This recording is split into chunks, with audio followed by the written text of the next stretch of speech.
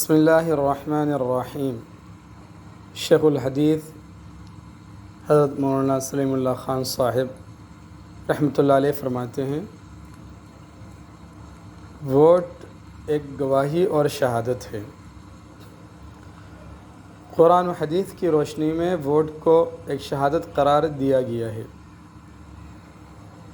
اس لیے کہ آپ جس شخص کو اپنا ووٹ دے رہے ہیں تو گویا آپ یہ شہادت دے رہے ہیں کہ یہ امیدوار اس کام کی اہلیت رکھتا ہے اور اس کی دیانتداری اور امانت داری آپ کی نگاہ میں درست ہے، اور اگر اس امیدوار میں جس کے لیے آپ ووٹ استعمال کر رہے ہیں یہ صفات نہیں ہیں اور آپ پھر بھی ووٹ دے رہے ہیں تو یہ ایک جھوٹی شہادت ہوگی جسے گناہ کبیرہ قرار دیا گیا ہے، اور بخاری و مسلم کی روایات میں جھوٹی شہادت کو اکبر الکبائر کہا گیا ہے۔ اس لیے ہمیں اپنی آخرت کو بھی محفوظ رکھنا ہے اور ووٹ کے صحیح امیدوار کے حق میں استعمال کرنا چاہیے۔ قرآن کریم کی وہ آیت جو ہم نے ان کلمات کی ابتدا میں لکھی ہے، ان اللہ یأمرکم ان تؤدوا الامانات الی اہلہا، اس کے معنی بھی یہی ہے، اس میں ہمیں امانت کو صاحب حق کے لیے استعمال کرنے کا حکم دیا گیا ہے، اور آیت کا اگلا جملہ ہے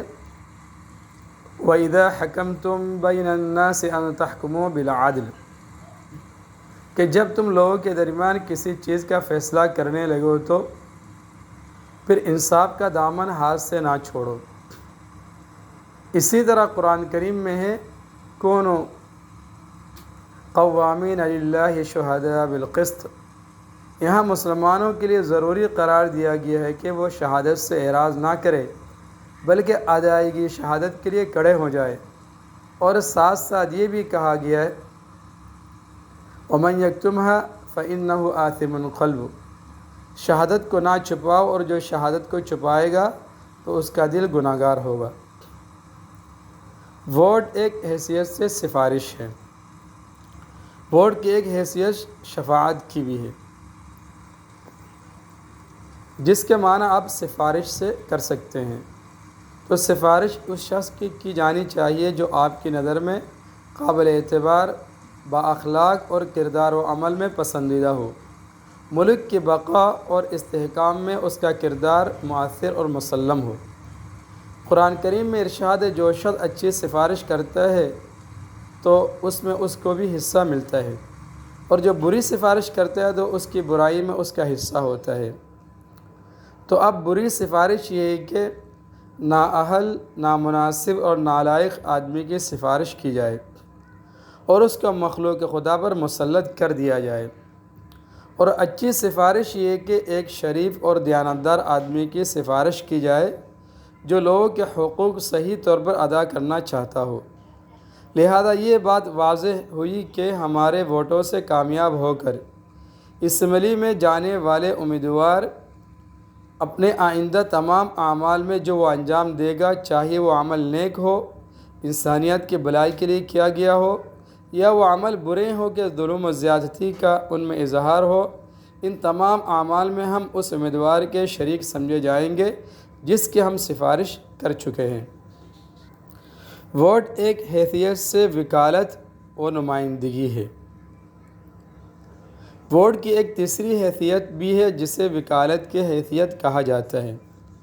اس کا مطلب یہ ہے کہ ووٹ دینے والا اس امیدوار کو اپنا نمائندہ و وکیل بناتا ہے کہ وہ اس اسمبلی میں جا کر اس کے اجتماعی حقوق کی وکالت کر سکے۔ اس لیے اگر کسی اہل آدمی کو ہم اپنا وکیل بنائیں گے تو نہ صرف ہمارے اجتماعی حقوق میں ہماری عمدہ وکالت کرے گا بلکہ پوری قوم کے اجتماعی حقوق کی فکر بھی اس کے ذریعے سے ہوگی، اور اگر کوئی نااہل بددین ہماری نمائندگی کے لیے ہمارے ہاتھوں ہی کامیاب ہوا تو پوری قوم کے حقوق کو تلف کرے گا، اور جو گناہ اس امیدوار کو ملنے والا ہے اس میں ہم بھی شریک و شامل ہوں گے۔ چنانچہ حضرت مفتی محمد شفیع صاحب رحمۃ اللہ علیہ مفتی اعظم پاکستان نے ووٹ کی 3 حیثیتیں بیان کی ہیں۔ نمبر 1 شہادت، نمبر 2 سفارش، نمبر 3 حقوق مشترکہ میں وکالت۔ تینوں حیثیتوں میں جس طرح نیک، صالح، قابل اور اہل آدمی کو ووٹ دینا موجب ثواب عظیم اور اس کے ثمرات اس کو ملنے والے ہیں، بالکل اسی طرح نااہل، بے دین یا فاسق آدمی کو ووٹ دینا جھوٹی شہادت، بری سفارش بھی ہے اور ناجائز وکالت بھی، اور اس کے تباکن ثمرات اس کے نامہ اعمال میں یقیناً لکھے جائیں گے۔ ان تمام تفصیلات سے یہ بات اچھی طرح واضح ہو رہی ہے کہ ہمیں سچی گواہی سے جان نہیں چھڑانی چاہیے، اسے ضرور ادا کرنا چاہیے۔ اور آج جو مختلف خرابیاں انتخابات میں پیش آ رہی ہیں، ان کی بڑی وجہ یہ بھی ہے کہ نیک اور صالح افراد انتخابات میں عموماً گریز کرتے ہیں۔ پہلے تو وہ بطور امیدوار کھڑے نہیں ہوتے، اور جب نااہل افراد بطور امیدوار کے سامنے آتے ہیں تو پھر ان میں نسبتاً اہل افراد کو ووٹ دینے میں وہ سستی اور کاہلی کا مظاہرہ کرتے ہیں۔ چنانچہ اس کا لازمی نتیجہ یہ ہے کہ انتخابات کے نتیجے میں جو نمائندے عوامی، قومی اور منتخب نمائندوں کی صورت میں پوری قوم کے سامنے آتے ہیں، وہ ہم سب کے سامنے خوب ظاہر ہے۔ اس لیے موجودہ انتخابات میں نیک، صالح، متقی اور دیندار افراد کی معاونت اور ان کو کامیاب کرنا ہماری دینی ذمہ داری ہے۔ اس کے مقابلے میں کسی نااہل، بددین اور فاسق امیدوار کے ساتھ تعاون، اس کو جائز اور ناجائز اور حرام طریقوں سے کامیاب کرانے کی کوشش کرنا ہمارے لیے حرام اور ناجائز ہے۔ اس لیے ہماری یہ ذمہ داری ہے کہ ہم ووٹ ڈالنے سے پہلے اپنے حلقہ انتخاب میں تمام امیدواروں کو اچھی طرح سے پرکھیں، ان کے نظریات سے واقفیت حاصل کریں،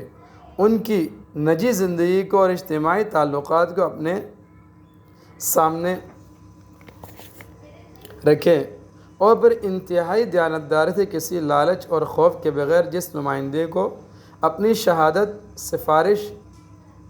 یا وکالت کے لیے اہل سمجھتے ہیں، اس کی دینی اور اخلاقی صفات کی وجہ سے ہم اسے کامیاب کرانے میں کوئی دقیقہ فرگداشت نہ کریں۔ ہماری دعا ہے کہ اللہ رب العزت ہمیں اپنی ذمہ داریوں سے پورے طور پر عہدہ برآ ہونے کی توفیق عطا فرمائے، اور اپنے ووٹ کو صحیح اور درست اور اسلام پسند امیدواروں کے لیے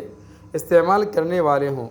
اور ہمارے وطن عزیز پاکستان میں امن و امان قائم ہو، اور یہ ملک باطل کے خلاف اسلام کا قلعہ ثابت ہو۔